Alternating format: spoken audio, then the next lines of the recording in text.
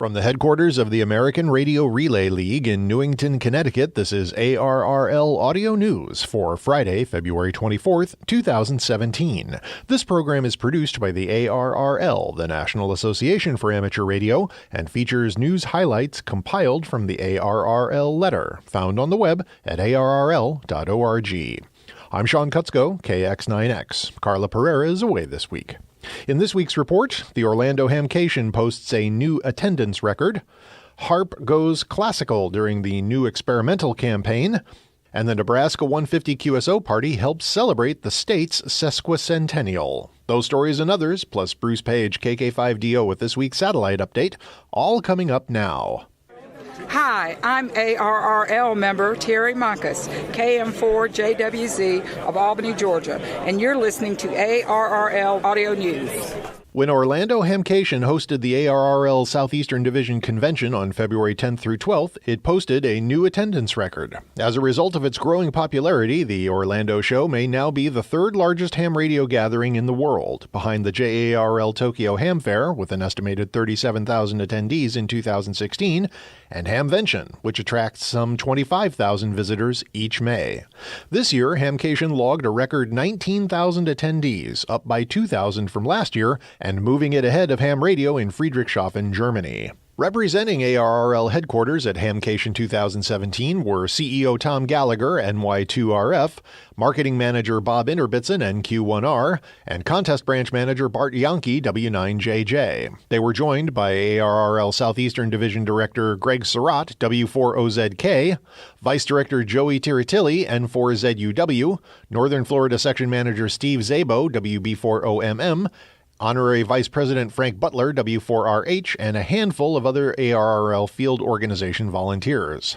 Zabo and Surratt moderated the standing room only ARRL forum, which Gallagher and Innerbitzen attended, while Yankee supported an ARRL contesting forum. The ARRL Collegiate Amateur Radio Initiative enjoyed attention throughout Hamcation. Gallagher, wearing a Penn sweatshirt for his University of Pennsylvania alma mater, welcomed attendees to a Carey forum moderated by Andy Maluzzi, KK4LWR. Membership signups were brisk, Innerbitzen reported, and we couldn't have kept up without the additional help of volunteers Lindy Gallagher and Dr. Sherry Mahavza, KM4VSW. I'm extremely grateful for Peter Myers' long and dedicated service to the Orlando Hamcation, Innerbitzen said. He's done an incredible job organizing the event, a true and good leader in our amateur radio service. Innerbitzen has posted a photo album of Orlando Hamcation on the ARRL Facebook page.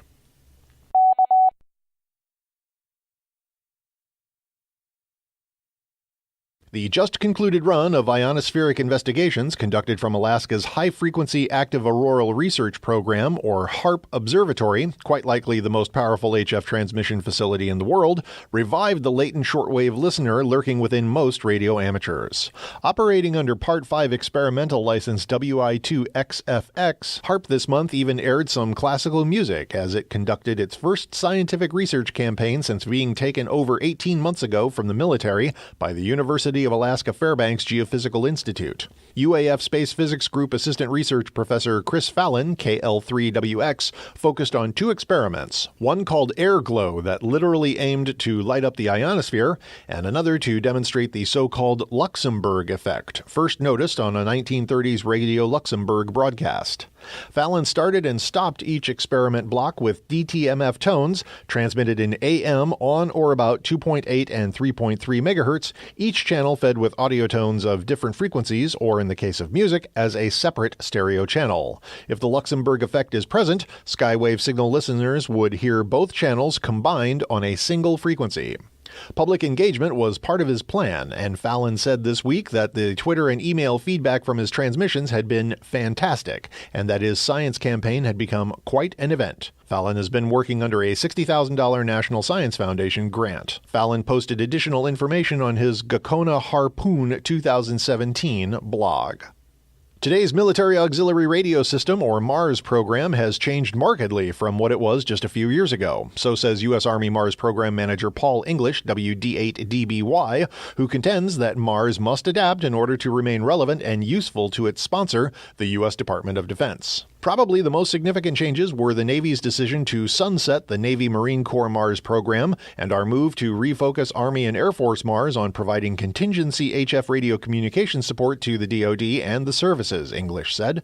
In order to focus our support on the Department of Defense, Mars leadership had to rethink, essentially from the ground up, what it means to be a Mars member. While the priority Mars mission is to provide contingency HF communication to support the DoD and the military, Mars also supports communication for combat commands providing humanitarian assistance and disaster relief, provides contingency communication for defense support to civil authorities, and provides morale and welfare communications in support of the DoD. The Mars program supports quarterly contingency communications exercises supporting the DoD. These are based on very bad day scenarios where traditional forms of communication are no longer available. Through these exercises, the DoD, via the Mars community, reaches out to the amateur radio community to provide situational awareness information at the county and local level, English said. Online, via podcast, and on repeaters throughout North America, you're listening to ARRL Audio News.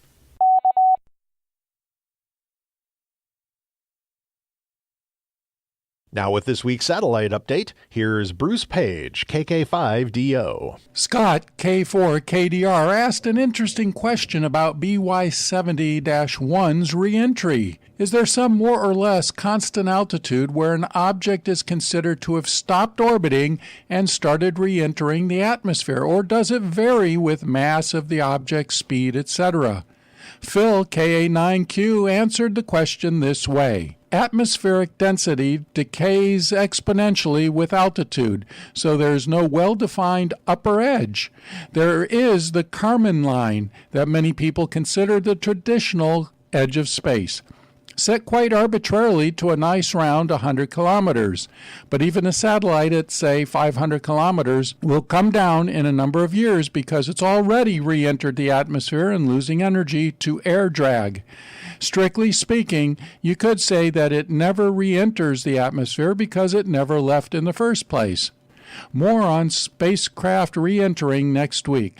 This is Bruce Page, KK5DO, for the ARRL Audio News. The Amateur Radio on the International Space Station, or ARRS program, is seeking proposals from schools and formal or informal educational institutions and organizations to host amateur radio contacts next year with ISS crew members. The window to submit a proposal is open through April 15th. ARRS anticipates that contacts will take place between January 1st and June 30th, 2018. Crew scheduling and ISS orbits will ultimately determine the exact contact dates. Proposal information and documents are on the ARRL website. To maximize these radio contact opportunities, ARRS seeks proposals from schools and organizations that can draw large numbers of participants and integrate the contact into a well-developed education plan. Each FM voice contact lasts about 10 minutes, the length of a typical overhead ISS pass from horizon to horizon. Scheduled ham radio contacts with ISS crew members allow students to interact with an astronaut or cosmonaut through a question-and-answer format.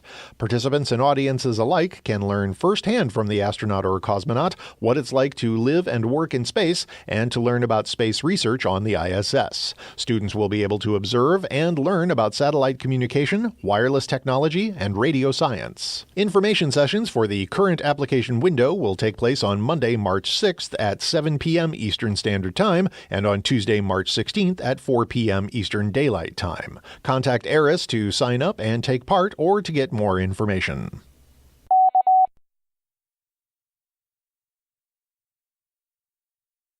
4 candidates for ARRL section manager, including one incumbent, outpolled challengers to win 2-year terms beginning on April 1st, while a second incumbent was defeated in a run for a new term, and one candidate ran unopposed to succeed an incumbent who did not run. Ballots in contested races in the winter election cycle were counted and verified on February 21st at ARRL headquarters. In Arizona, Rick Paquette, W7RAP of Tucson, topped the field in a 3-way race, defeating Stephen Wood, W1SR of Tucson, and Virgil Solana, K7VZ of Phoenix. Paquette has served as an assistant section manager and has been a volunteer instructor, mentor, and volunteer examiner for many years. Robert Spencer, KE8DM of Yuma, who has served as section manager since 2013, decided not to run for another term. In North Texas, Jay Urish, W5GM of McKinney, will become the new section manager after defeating Brent Boydston, KF5THB of Henrietta. Urish will succeed Nancy McCain, K5NLM of Fort Worth, who has been North Texas section manager for the last 2 years and did not run for another term. In Kentucky, Steve Morgan, W4NHO of Owensboro, unseated incumbent section manager Alan Morgan, KY10 of Paris. Steve Morgan served previously as the Kentucky section manager from 1991 until 1997. Alan Morgan has served in the office since 2015. The two Morgans are not related. In Iowa, incumbent section manager Bob McCaffrey, K0CY of Boone, overcame a challenge to win a new term, defeating Paul Cowley, KB7VML of Ames. This will mark McCaffrey's third term in office. And in Arkansas, James Ferguson, N5LKE of Searcy, will become the new section manager when he succeeds incumbent section manager Dale Temple, W5RXU of North Little Rock, on April 1st. Temple, who is completing his third term, decided not to run for re-election. A complete rundown of section manager elections is online at ARRL.org. A new scholarship has been endowed honoring the memory of Homer V. Thompson, W4CWV, and Annette P. Thompson, W4LKM, the ARRL Foundation has announced. The scholarship will be funded through an initial $50,000 gift from an anonymous donor. Applicants for this $1,500 annual scholarship must be U.S. citizens and amateur radio licensees, enrolled at an accredited 2- or 4-year college or university, and performing at a high academic level, pursuing a degree in an agriculture, business, science, math, engineering, or technology-related field. Preference will be given to Florida residents. More information is available on the ARRL Foundation website. Hi, I'm ARRL member Mark Aker, K6UFO of San Francisco, California, and you're listening to ARRL Audio News.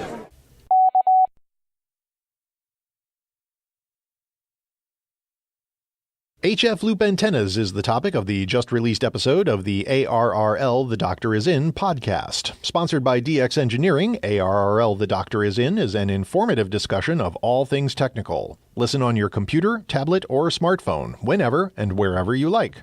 Every 2 weeks, your host, QST Editor-in-Chief Steve Ford, WB8IMY, and the doctor himself, Joel Hallis, W1ZR, will discuss a broad range of technical topics. You can also email your questions to doctor@arrl.org, and the doctor may answer them in a future podcast.